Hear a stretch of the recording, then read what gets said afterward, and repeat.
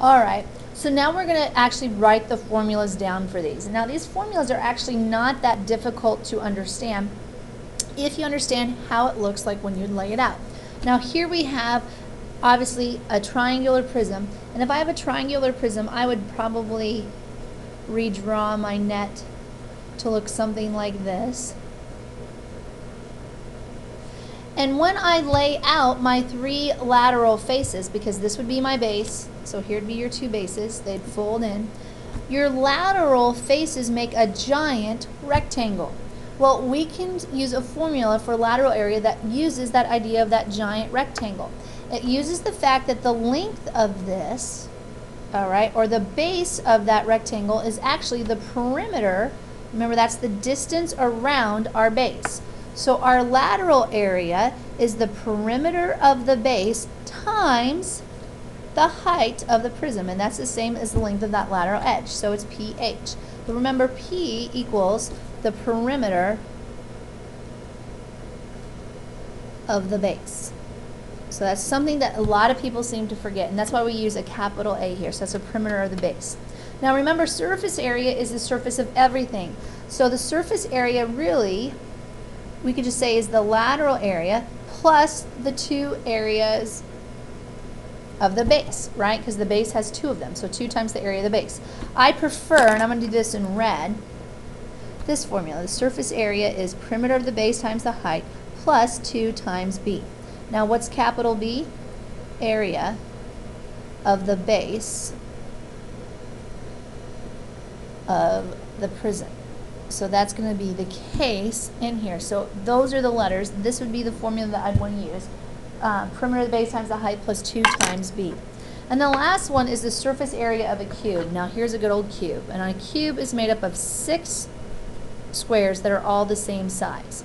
And if I was looking for the surface area of a cube, what's really nice about it is that I can solve for the area of the cube, and I just have to multiply it by how much? I mean, area of the square, and multiply it by how many? 6. So the surface area of the cube is 6 times the side squared. Now, which would mean your lateral area is just going to be 4 times the side squared, because you have 4 sides. You just take away 2 of the opposite ones, and then you'll have your lateral area. All right, now here's the thing that you have to understand. These only work for called right prisms, the ones that stand straight up and down. All right, kind of like these right here. They can be laying on their side, they can be, you know, diagonal, but they're always going to be right, which means our bases are parallel and you're going to have rectangles making the lateral faces. Those are the only ones we're going to work. The first one, it says, find the lateral area and surface area of a right rectangular prism, round to the nearest tenth if necessary. Now, this, remember, tells you what your base is. Your base is going to be a rectangle on that prism. And I always first, and if this is critical, you always draw the base. It doesn't matter. The deal with the prism is there's so many different bases. So I'm going to pick the bottom and the top to be my bases. Now, a lot of times they will signify which ones they are. I always make it easy and do top and bottom if it's a rectangular prism. After that, your other bases, they're named so you know which ones you're going to work with. So my base is going to be this rectangle. That's 9 feet by 7 feet. So that's what you do first. You draw the base. Then you find the perimeter. Now perimeter, remember, is all the sides added together. So I have 2 times 9 plus 2 times 7. So that's 18 plus 14. Well, that's 32. So 32 feet is my perimeter.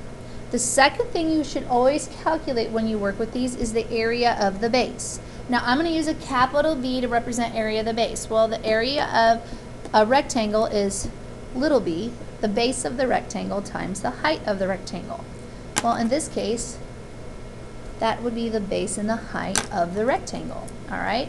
So when I plug that in, and notice I put my formula directly below it, 9 times 7, well, that's 63 square feet. So now that I've got the base drawn, I calculated its perimeter, I found the area of the base, I now can go ahead and find the lateral area and surface area. The lateral area is the following: perimeter of the base times the height of the prism. Now looking at this, your height is going to be the edge that connects your two bases, okay? So that's going to be 14. So my perimeter, though, we found earlier is 32. So I got 32 times the height of 14. I don't have my calculator out here, so I'm going to have to cheat and look at my notes. And we get that to be 448. And that would be square feet. You have to always end by labeling it correctly. Then we have our surface area. It's just our lateral area plus 2 times the area of the base. So we use the capital B. The cool thing is I already know what the perimeter of the base times the height is. We just calculated that's 448 plus 2 times the area of the base, which was 63.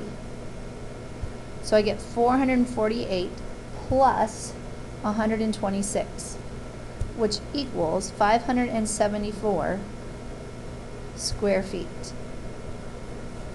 So that would be your lateral area and your surface area. Now that works for a rectangular base prism. Now this formula, the two formulas, work no matter what. Now one thing you need to know about how we grade, we always grade with these using the fact if you write the formula down correctly, even if you haven't plugged the stuff in correctly, you get some points for that. So it's huge to always have your points covered. Now on the next one, look at the formula, or look at the problem here. It says find the lateral area and surface area of a right regular triangular prism with a height of 20 centimeters and base edges of length 10 centimeters. Round to the nearest tenth if necessary. We're going to keep ours in simplest radical form, but we'll do it that way. Now, the first thing you have to ask yourself is, what's the base of this prism? What's a regular triangular prism? So that's my base. All right, so that's what you draw first, the base. I draw a regular triangle, which means all my sides are the same. Well, what's the length of my base edges, which are my sides? They're all 10 centimeters.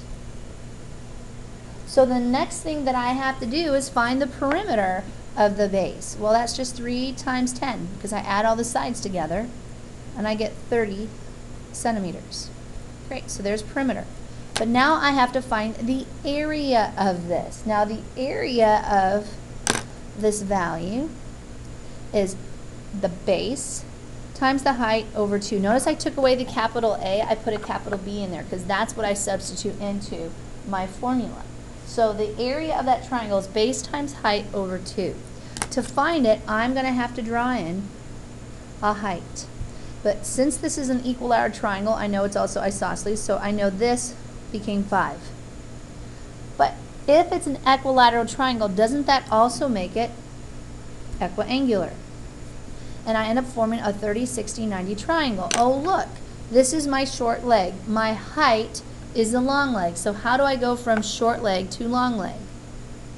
If you don't remember, you have to look this up. You multiply by root 3. So there's your height. So now I have my base of the triangle. My height would be 5 root 3. So the base is 10. My height is 5 root 3 all over 2. If you calculate this correctly, that should be 25 root 3. And that would be in square centimeters.